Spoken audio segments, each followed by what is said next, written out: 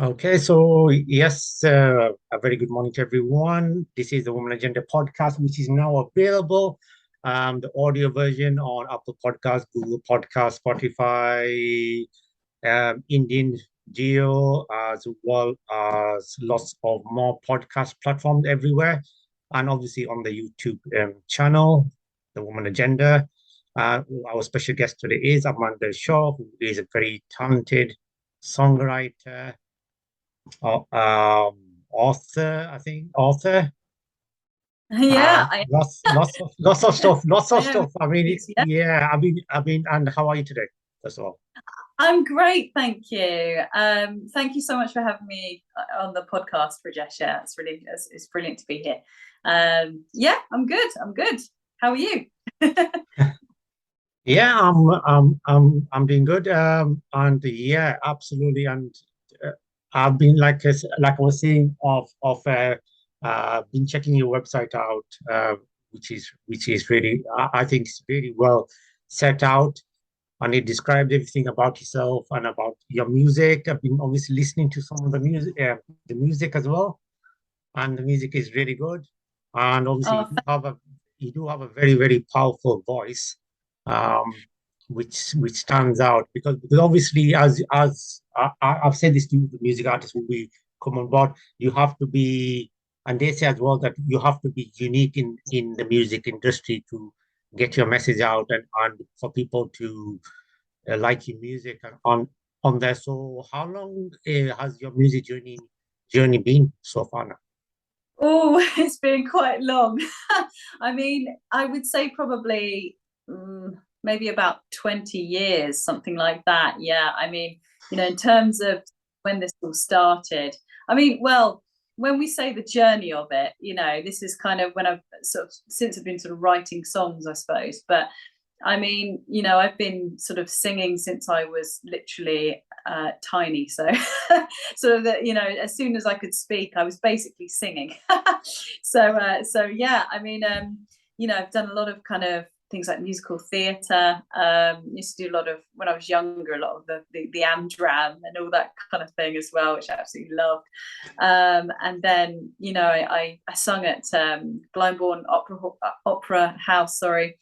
Um, Years ago. I was in a musical, children's musical called Mispa, and so that really kind of sparked off this sort of love of writing, and of things like musical theatre, and I kind of thought to myself one day I would absolutely love to write a musical, and to be able to Right. do that.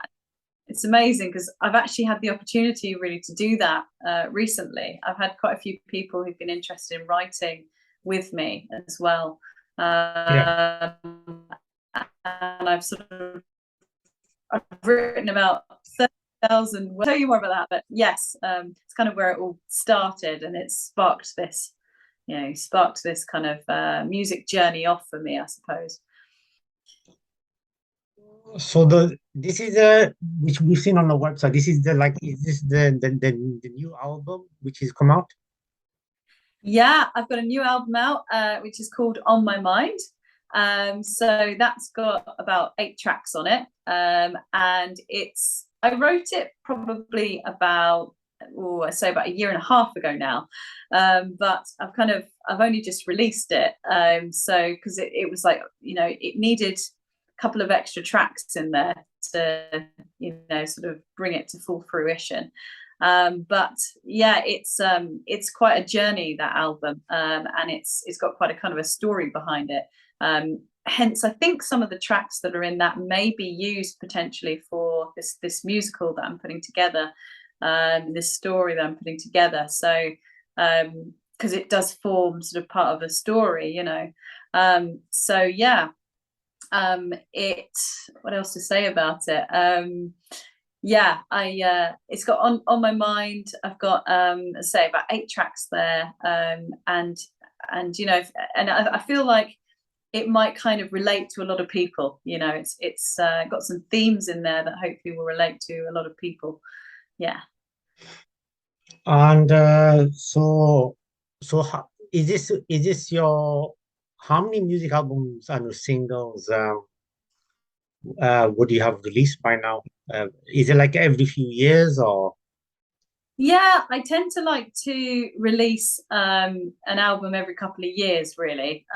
But I'll be busy kind of writing some new tracks and things, and then I tend to kind of try to put arrangements behind them, and then what I do Right. is kind of just see which ones kind of feel like they sit well with me. It's like I quite like this track, or this one seems to be kind of coming together quite nicely. It's quite an intuitive process, really.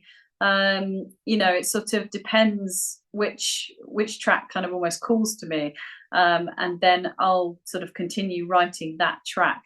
So yeah, so I've got now several albums out. So I've got like an acoustic album out.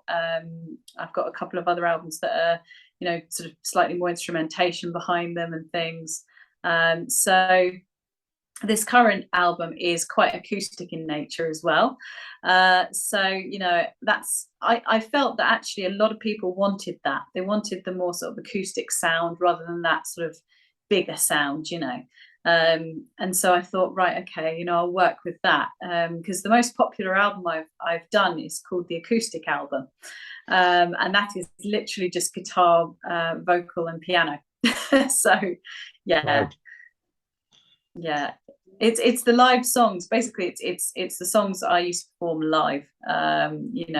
For a while, so around London and things. And so it's kind of the sound that I'll be going back to once I kind of get out there gigging properly again as well. So yeah.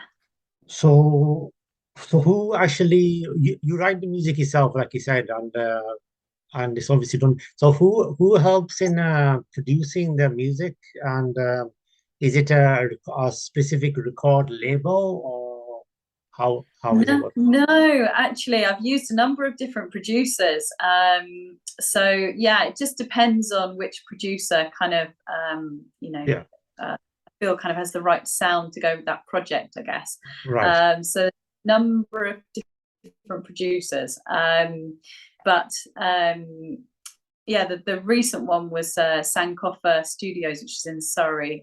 So yeah, and he's done a great job, I think, of bringing all these sounds together, right, and keeping it quite a kind of a stripped back sound, but yet kind of giving it enough room, because I think that's another thing as well with music, is sometimes if you don't give it enough room to sort of breathe, it can just become a bit overwhelming of a sound.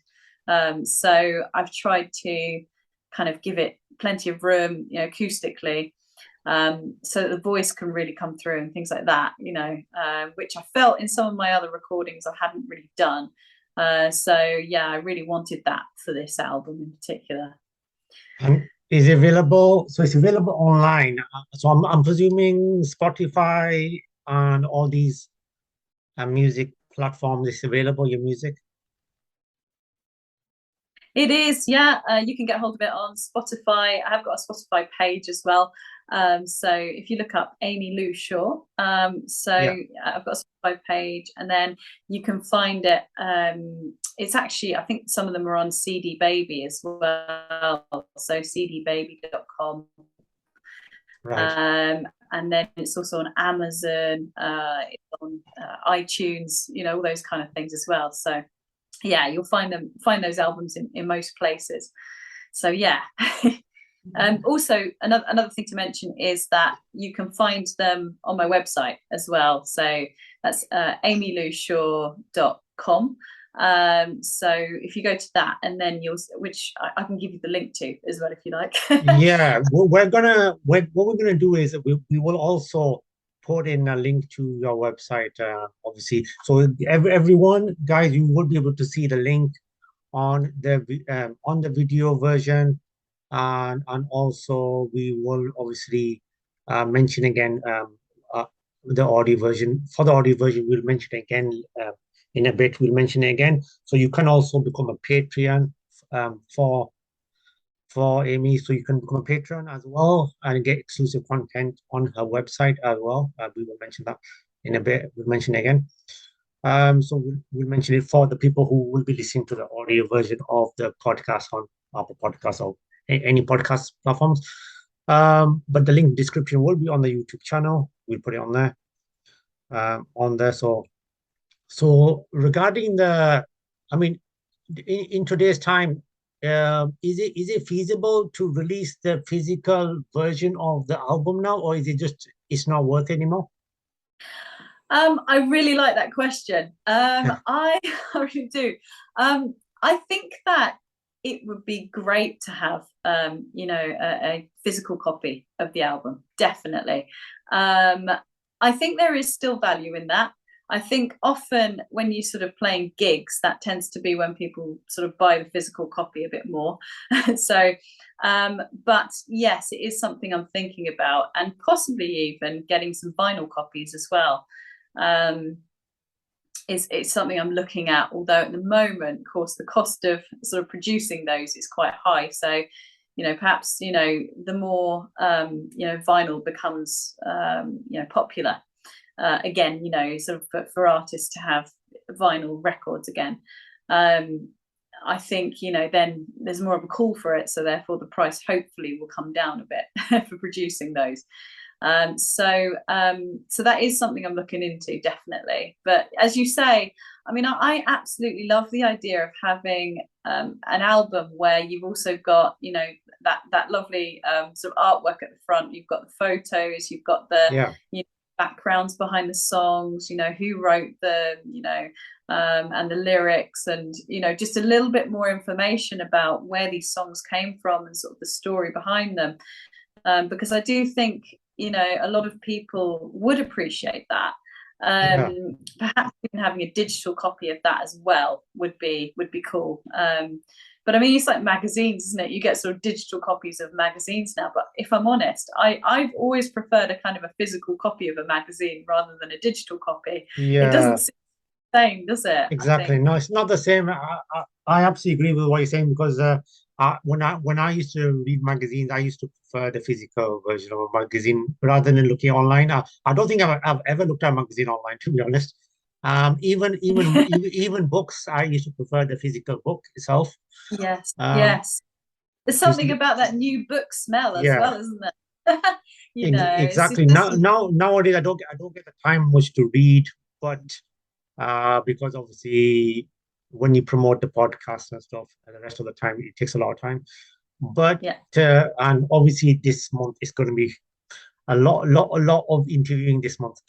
So next month. So, but regarding that, I mean, can for a new music artist, I mean, first of all, just mentioning, obviously, I remember the days when you had to release a physical album. Obviously, that was back in when MJ and Kylie and all these artists, they were all releasing physical copies of their music albums, because that was like a mandatory at the time. Because the digital wasn't that famous, but now it's like digital taken over. Now it's like, who's actually going to go and spend any money in any music shop and buy a single or a album? It's very rare, isn't very it? rare now. Very rare. I think bring it back. I think it shouldn't go. Yeah, I don't think it should probably finish, because if that finished, then I think all the music stores would close down, and I don't think that's a good thing. I think that should continue. Like vinyls have come back in fashion, kind of now. And now people are listening to that.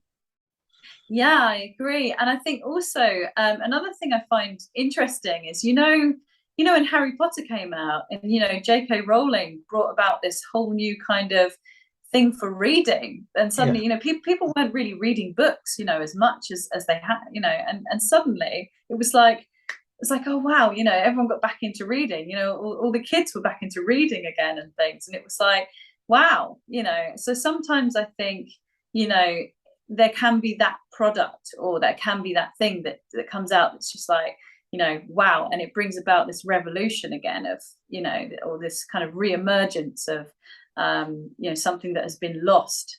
I think my gut feeling is that there is a re-emergence of things that we have lost over time, or lost kind of our sense of value for, I think.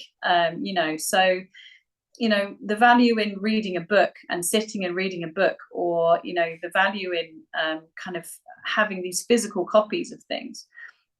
I think we want that again. I do believe it may come back again, because I feel that our world has become so digital that I do think we're kind of almost craving to have these more physical copies back again.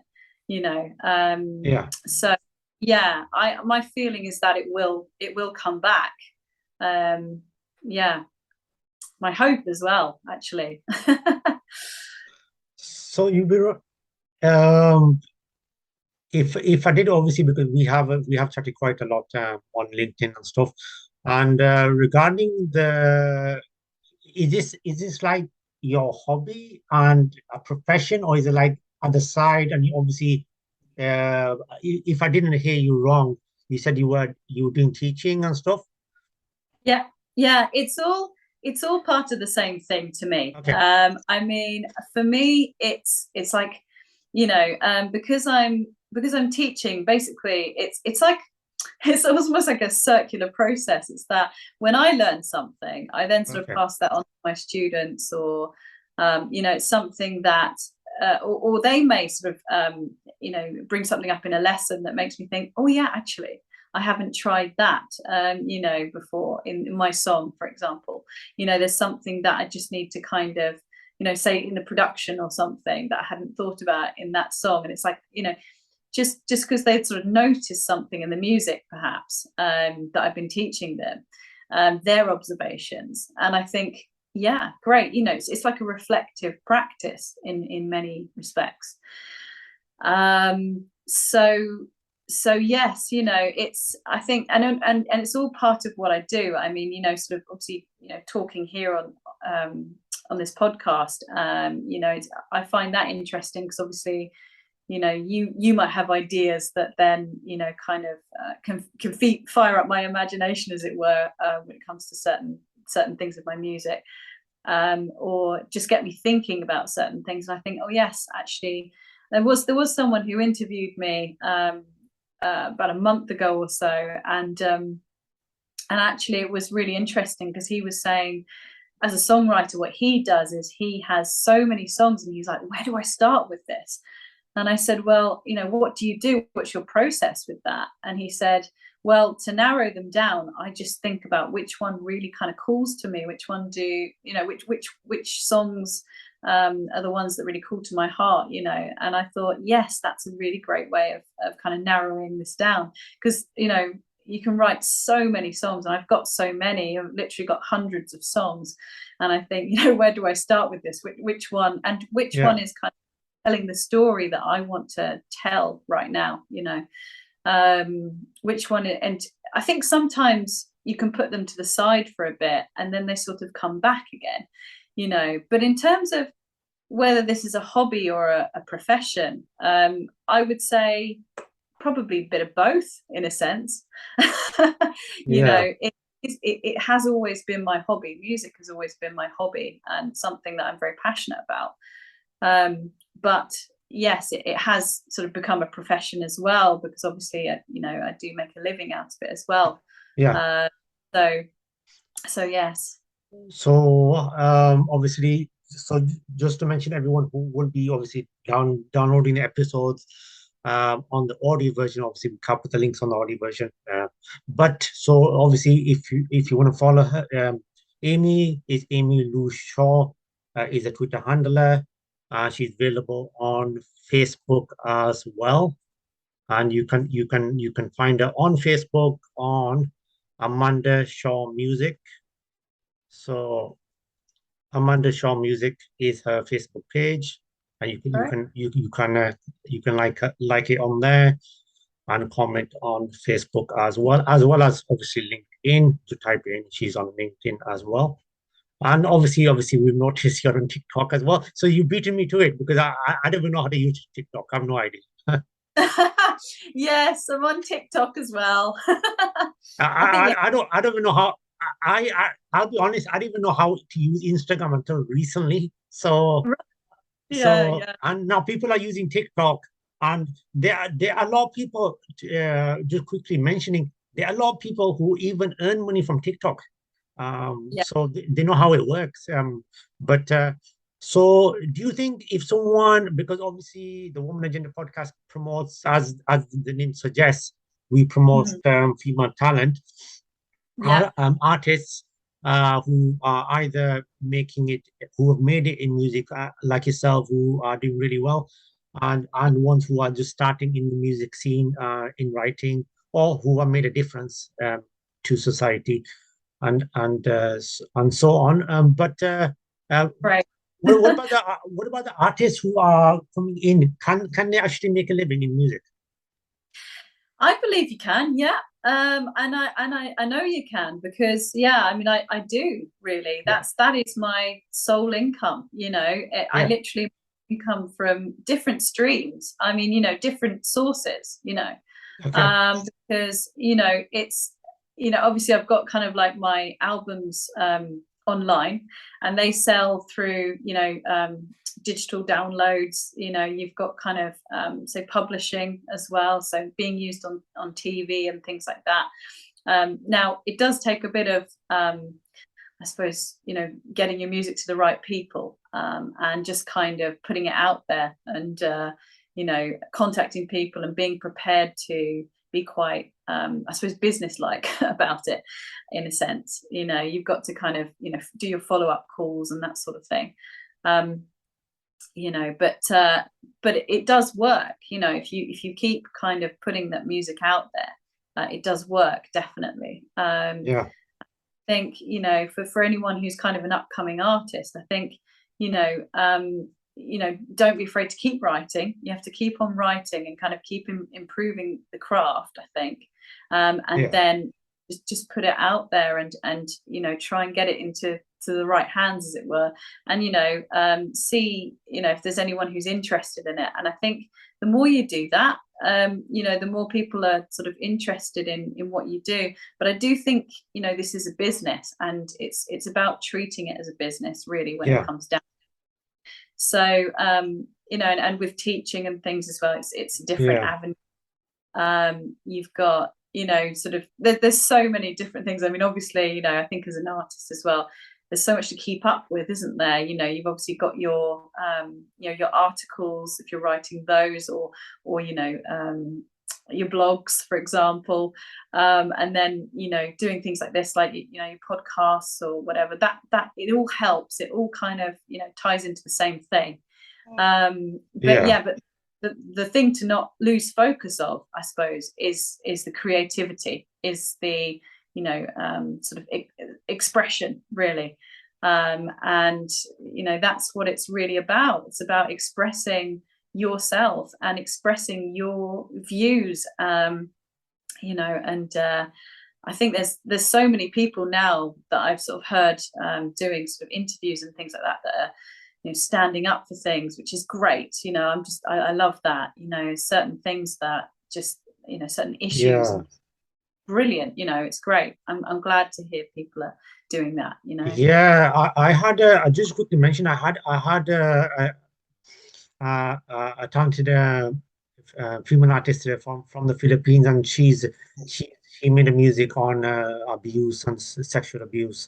What's Oh, happening with glad with that she's doing that. Yeah. yeah, and I thought that was really good. Yeah, absolutely. And she was telling me about that a couple of weeks ago. And that's what absolutely you can obviously, like you said, absolutely you can put messages in your music. And um, I suppose as a musician, they can, if you're unreleased, you can obviously make a demo, send it to producers and stuff, see what they think. Yeah, Yeah, exactly. And I think music is so great like that, and it has been quite a political outlet for a lot of, artists out there over, well, many years, spanning many years.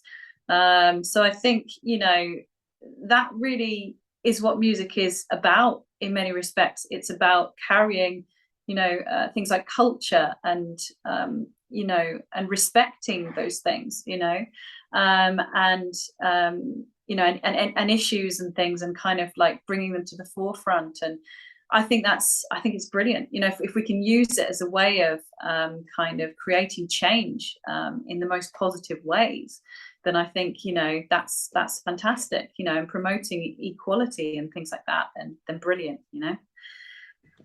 Yeah, absolutely. We will also, obviously, just to mention, obviously on the YouTube, on our YouTube channel, we'll have Amanda's YouTube link on there as well, where we can check out music on there, music videos. So for the new single, because Zoom just gave me a little warning that time's finishing, but Yeah.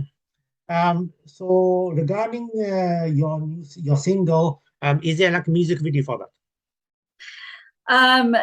Yes, there is. For Simple Things. Yeah, that's right. There's a music video out on YouTube, so you'll find that there on my YouTube channel, and that's all. You can find that through my website. So it's Amy Lou Shaw, and I'll spell that out just so people can sort of know how to find that. It's AMIELOUSHAW. And you can just find me through that, and then and it's amyloushaw.com. And then you'll find sort of all of my online stuff on there, and all of my projects that are going on at the moment, and yeah, social media and what have you.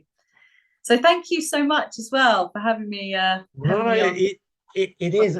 Yeah, absolutely. I mean, I didn't realize that there was that much less time remaining, to be honest, because obviously we were chatting about a lot of stuff regarding your music, and so you've released. So in total, how many music albums have you released? It's a good question. I believe it's 5. I'll have to check that. Okay. I think it's 5 albums now at this point.